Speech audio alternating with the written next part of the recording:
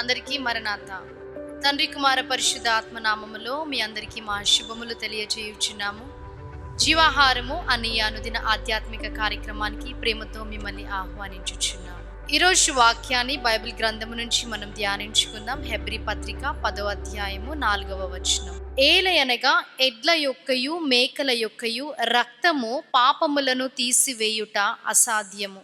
పాత నిబంధన గ్రంథంలో మనము చూచినప్పుడు ఏటేట కూడా పాప నివారణ చేయుటకై బలులను వారు అర్పించేవారు. బలులు అర్పించి రక్తము ప్రోక్షించి ఈ బలుల ద్వారానే మా పాపములకు శుద్ధి కలుగుతుందని నమ్మి విశ్వసించేవారు. కానీ ఇక్కడ వాక్యం సెలవిస్తుంది, ఎడ్ల యొక్కయు మేకల యొక్కయు రక్తము పాపములను తీసివేయుట అసాధ్యము. పాపములను తీసివేయాలంటే పరిశుద్ధుని రక్తము చిందింపబడవలసి ఉన్నది. కాబట్టి తండ్రి తన అద్వితీయ కుమారుడైన యేసుక్రీస్తు ప్రభువారిని ఈ లోకానికి పంపించి ఉన్నారు.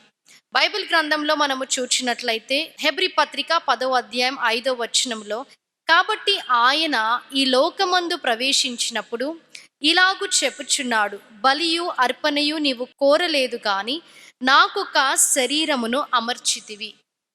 యేసుక్రీస్తు ప్రభువారు రాజులకు రాజు, ప్రభువులకు ప్రభువై ఉన్నారు.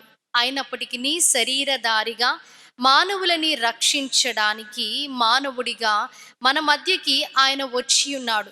తండ్రి చిత్తమును నెరవేర్చడానికి ఆయన వచ్చి ఉన్నాడని వాక్యం సెలవిస్తుంది. తండ్రి చిత్తం ఏమనగా మానవుడు నిత్య నరకాగ్నికి కాదు, కానీ నిత్య జీవానికి వారసులుగా మార్చబడడం. కానీ మానవుడు పాపము చేసినందువలన ప్రతి సంవత్సరము కూడా ఆ పాపములు జ్ఞాపకమునకు వచ్చి బలులు మానవులు అర్పించేవారు. కానీ దేవాతి దేవుడు అంటున్నారు, ఒక్కసారి నేను మీ నిమిత్తమై అర్పింపబడి ఉన్నాను.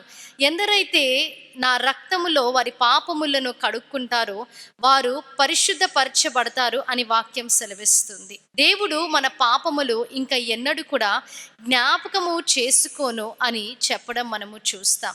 ఇక్కడ వాక్యంలో మనము చూచినప్పుడు 10వ అధ్యాయము 17వ వచనం, వారి పాపములను వారి అక్రమములను ఇకను ఎన్నటికి జ్ఞాపకము చేసుకొనెను. అర్పణ చేత మనము పరిశుద్ధపరచబడి ఉన్నాము. యేసుక్రీస్తు ప్రభువారి బలి అర్పణ ద్వారా మనము పరిశుద్ధపరచబడి ఉన్నాం.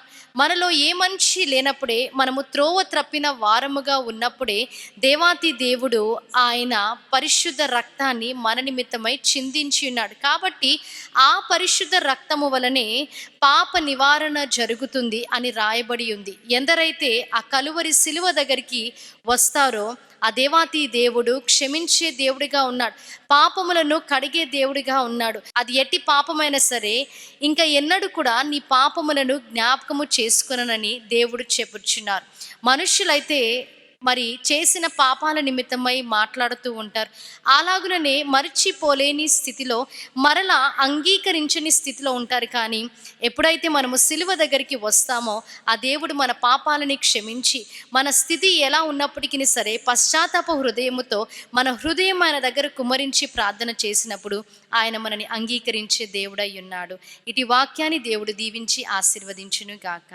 ఆమేన్. మహాగణుడా, మహోన్నతుడా, పరిశుద్ధుడా, మీకు స్తుతులు స్తోత్రాలు వందనాలు. అవును తండ్రి, ఎడ్ల యొక్కయు మేకల యొక్కయు రక్తము వలన తండ్రి పాప నివారణ అనేది జరగదు, మా పాపములకు క్షమాపణ అనేది దొరకదు. కాబట్టి తండ్రి అయిన దేవుడు యేసుక్రీస్తు ప్రభువుగా మా నిమిత్తమై మిమ్మల్ని పంపించి, దేవా మా పాపాలని తండ్రి మీ కలువరి రక్తములో తండ్రి కడిగి వేసి మమ్మల్ని పరిశుద్ధపరిచినందుకు మీకు స్తుతులు స్తోత్రాలు తండ్రి.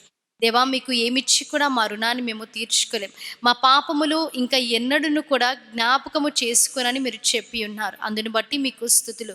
దేవా, ఎందరైతే తండ్రి ప్రార్థనలు ఏకీభవించి ఉన్నారో వారిని మీరు దీవించి ఆశీర్వదించండి. ఎందరైతే వారి హృదయాన్ని మీకు సమర్పించుకొని ఉన్నారో వారిని దీవించి ఆశీర్వదించండి. విన్న వాక్యాన్ని ప్రతి హృదయంలో మీరు భద్రపరచండి. యేసుక్రీస్తు నామములో అడిగి వేడుకుంటున్నాం ప్రియ పరలోకపు తండ్రి. ఆమేన్.